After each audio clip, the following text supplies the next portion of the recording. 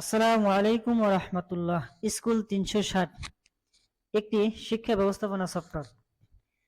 2024 সালের বার্ষিক পরীক্ষার ফলাফল যে সমস্ত প্রতিষ্ঠানগুলো তাদের নিজ ওয়েবসাইটে প্রকাশ করতে চান, তারা কিভাবে প্রকাশ করবেন, আপনাদের জন্য এই ভিডিওটা।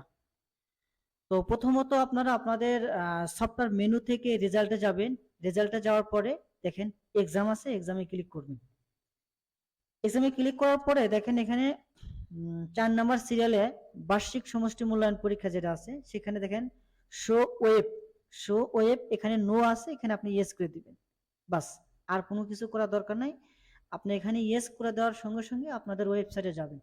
যে প্রতিষ্ঠান ওয়েবসাইটে দেখাতে চান তারা ওখানে ইয়েস করে দেওয়ার পরে আপনাদের নিজ নিজ ওয়েবসাইট আসার পরে দেখেন এই ওয়েবসাইটে আছে এই যে ফলাফলে এখানে আসার পরে ফলাফল সংরক্ষণকার এখানে এসে ক্লিক করবে। ক্লিক করার পরে আপনি চাইলে যে এখানে উপরে বছর, পরীক্ষা এবং আইডি এটা দিয়েও রেজাল্ট বের করতে পারেন, অথবা নিচে যে বছর, পরীক্ষার নাম, শ্রেণী, কোন গ্রুপ, তারপর রোল। তবে একটা জিনিস মাথায় রাখবেন, 1 থেকে 9 পর্যন্ত রোল থাকলে প্রথমে শুরুতে 0 তারপরে সংখ্যা দিবেন। ঠিক আছে, আমি সাবমিট দিলাম। বাস, আপনাদের রেজাল্ট চলে আসলো।